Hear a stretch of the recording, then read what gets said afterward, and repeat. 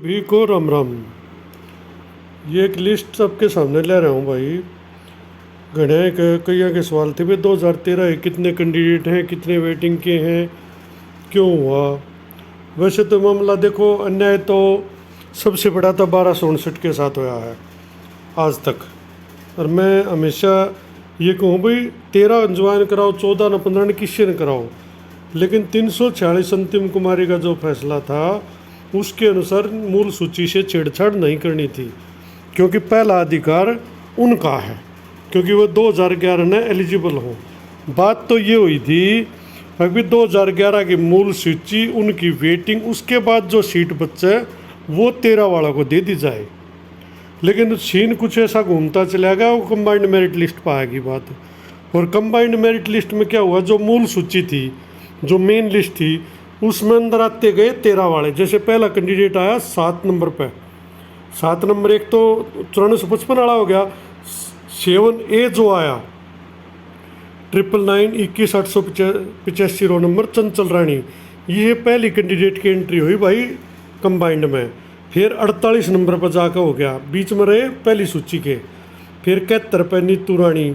इस प्रकार से ये करते करते आप स्क्रीन पर देख भी इसको हो, ये उन्होंने क्या किया, ए बी चल करते चले गए, सीरियल वही रखे, ए बी सी डी इस टाइप से कर दिया। जैसे ये 125A कर दी प्रीति डाका, इस तरह अगले 125B भी कर दी सुनीता। अगर इस नंबर पर 125 पे 3 आदमी हो गए वे। इस कारण करते करते ये तो अंदर आते चले गए भाई। और जो 2011 वाले थे वे दूसरी साइड से बाहर निकलते चले गए, क्योंकि आदमी तो 9870 ही लगाने थे। ये अंदर आते गए, जो एक अंदर आता दूसरा 2011 वाला बाहर चला जाता लो मेरिट होकर।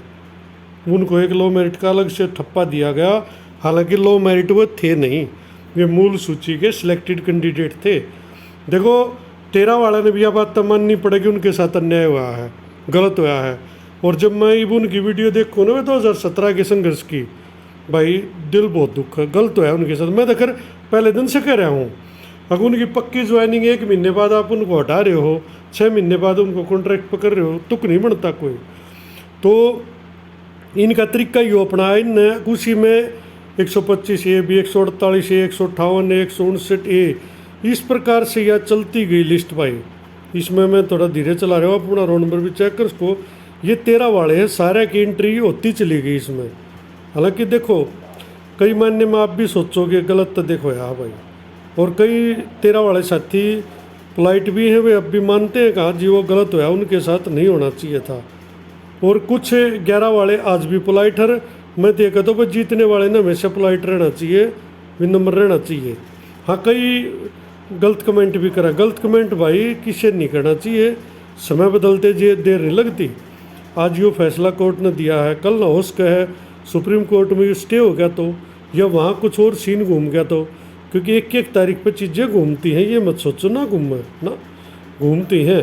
हाँ अपना पक्ष देखो, सुप्रीम कोर्ट में तो केस जाएगा, कल शायद ये ऑर्डर अपडेट हो जाएगा और ये जाना है। वो तो कोई सी पार्टी हार जाती उसी को जाना था, उसमें तो कोई दो राय नहीं है, मैंने नहीं कहता नहीं जाना। दोनों पक्ष अपना कानूनी पक्ष मजबूत रखो, हार जीत कोई से की भी हो भाई, वो तो कोर्ट ने, देश के संविधान ने देखना किसकी हो ना हो। लेकिन और मैं कभी पर्सनली अगर मेरे से पूछो ना, मैं अपनी राय दो तो भाई मैं 13 वाला का राइट इसमें शुरू से नहीं मानता, क्योंकि उस कट ऑफ डेट पे आपके पास वो नहीं था स्टेट का सर्टिफिकेट। हालांकि एक्सपीरियंस अगर जिसके पास था 4 साल का वो एलिजिबल था, और जिसके पास एक्सपीरियंस भी नहीं था वो नॉट एलिजिबल था। लेकिन उनके पास एक पॉइंट था भाई 12 मई नहीं लिया गया, और जो RTI दी उसमें भी ये लिख के दे दिया भाई 12 का स्टेट 13 में आया। लेकिन भाई जब सर्विस रूल की बात चल लगी तो सर्विस रूल में कहीं भी ये नहीं लिखा है अगर हर साल सीटेट होना या स्टेट होना ज़रूरी है ना, वो लिखा है NCT के उनके नॉर्म में, या सरकार के नॉर्म में, भिवानी बोर्ड के नॉर्म में। लेकिन जो भर्ती बोर्ड उन्होंने नहीं लिखा, उन्होंने ये कहा है जो हमारी लास्ट कट ऑफ डेट हो उस पर सारी योग्यता उस कैंडिडेट के पास होनी चाहिए थी। और ये सच्चाई है, 8/12/2012 को 13 वाला का स्टेट क्लियर नहीं था, ये तो भाई माननी पड़ेगी। अब वो कोर्ट ने किस वे में ली, किस कर नहीं ली। अच्छा एक भाई आज क्या था, यह NCT वाली बहस यूट्यूब पे वो थोड़ा धोखे में है भाई। वो चीज़ एक अलग है जो आप कह रहे हो कि भाई हर साल लेना चाहिए था, लेना चाहिए था, उसके लिए आप अलग से केस लगा सको हो। सरकार की गलती है, मैं मानता हूँ वो, उन्हें लेना चाहिए था, बिल्कुल हक बना था लेने का। आपके साथ गलत हुआ या मैं भी मान लूँ भाई, सब ने सोचा मुश्किल से 10,000 पोस्ट आई है और सब ज्वाइन कर लेने पर, लेकिन सब क्यों उसके थे भाई।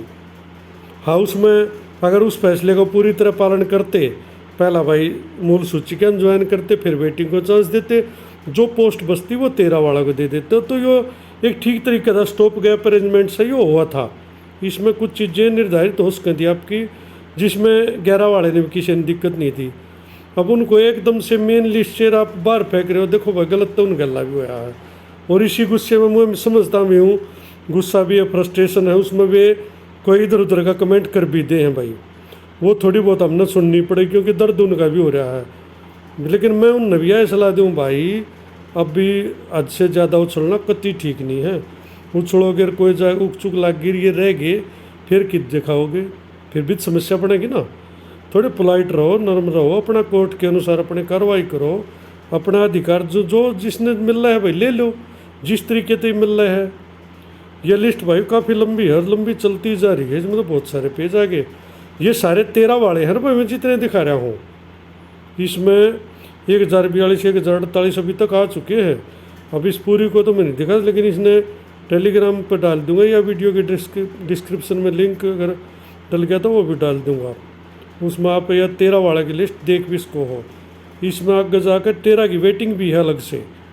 अब वो नहीं पता वो 13 की वेटिंग में से कितने ज्वाइन हुए कितने नहीं हुए, हो उसके मतलब कुछ हो रहे हों, क्योंकि इनके कई बार ज्वाइनिंग हुई, कई बार कच्चे पक्के ये होते रहे, इनका सिलसिला लंबा चला था।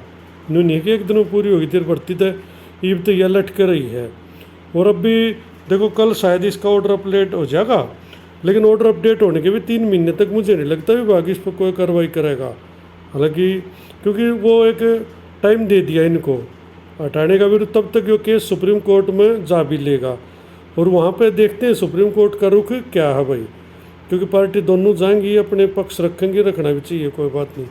तो भाई अब आगे हम 1864 पे, इसमें यो रोल नंबर है 99925051 शिवरतन, ये आखिरी कैंडिडेट था भाई 2013 में मेन लिस्ट में, यानी कि 1864 तो मेन में आ गई, 8358 ए मेरिट नंबर इसका आ गया।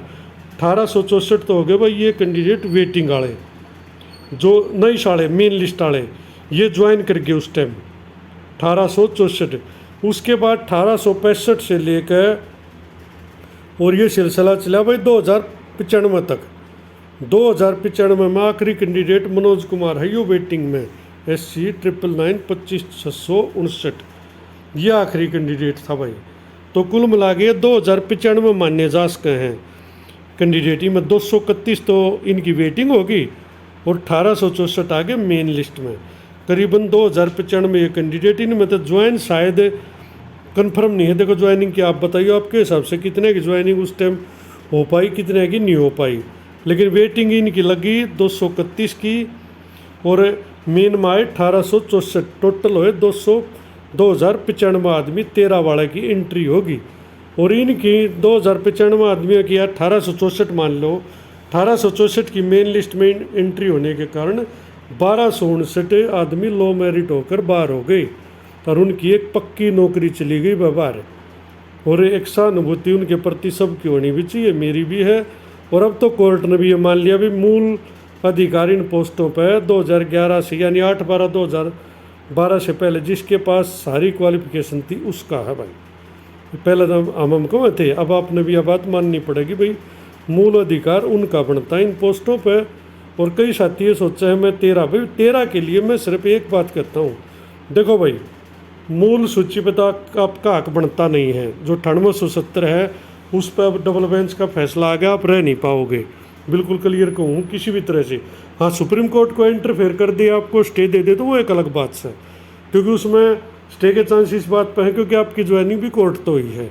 अब वो देखते हैं जज साहब वहाँ क्या सोचते हैं क्या नहीं, वो एक अलग मुद्दा है। लेकिन जो अगर व्यवहारिक रूप से देखा तो उस डेट पर आपके पास वो एलिजिबिलिटी नहीं थी, लेकिन किस्मत देखो जो 4 साल अनुभव पर लग गए उनके पास आज भी नहीं है वो एलिजिबिलिटी। पर मैंने ये सवाल कई बार उठाया है, उनके प्रति सरकार भी मेहरबान है। आपने देखा भी होगा, इनको पीछे सरकार ने पूरी छूट भी दे दी, अगर आपको करने की जरूरत नहीं भाई उनको दो, तो फिर 13 ने पूरी छूट दे दो, फिर सब बने दे दो। जब उन तक तुम दे के बैठ के, नहीं तो उनको 1 अप्रैल 2015 को स्टेट क्लियर करना था, और उनमें से बहुतों का आज भी क्लियर नहीं है, और वो अब भी नहीं हटेंगे। देख दुर्भाग्य, मान लो चाहे सौभाग्य, उनका तो सौभाग्य है भाई, और औरों का दुर्भाग्य है। अगर उनके कारण स्टेट क्लियर करे और बालक बाहर बैठे हैं, भर्ती नहीं निकल रही, अगर वो हट जाते तो उनकी भर्ती भी निकलती, या वो उनको क्लियर करना चाहिए था। तो भाई ये तो किस्मत का सौदा है। अगर वे तो अपना आज भी नौकरी कर रहे हैं, और वे अब भी नहीं हटेंगे अनुभव वाले, और उनके पास 13 का बेस्ट स्टेट नहीं है। अब इस पर सवाल का जवाब तो भाई सरकार देश कहे है कि वे एस्टेट वाले तक काटेंगे, जो कत्यूँ बैठे हैं फालतू उन रखेंगे। अब इसमें कौन क्या कर सके है। तो भाई ये बात क्लियर सी हो गई है। कुल मिलाकर 1864 कैंडिडेट की जो है ना एंट्री हुई थी, इनमें तो ज्वाइनिंग शायद कम नहीं लियो, क्योंकि कुछ आदमी एब्सेंट भी रहे थे। वो कमेंट में बताना भी किसी को पता हो इस विषय में भाई, ताकि सबको सूचना पता चले। इतने आदमियों पर अब बाहर होने की तलवार है भाई। इनमें से ज्वाइनिंग देखो कितने हुई, लेकिन 1864 आदमी मेन लिस्ट में थे, 231 वेटिंग में थे 13 वाले, और टोटल 2095 इनकी संख्या बनती है। अगर मेरी बात पसंद आई हो तो वीडियो को लाइक करें और चैनल को सब्सक्राइब जरूर करो, ताकि आने वाली वीडियो का नोटिफिकेशन आपको समय पर मिल सके। धन्यवाद।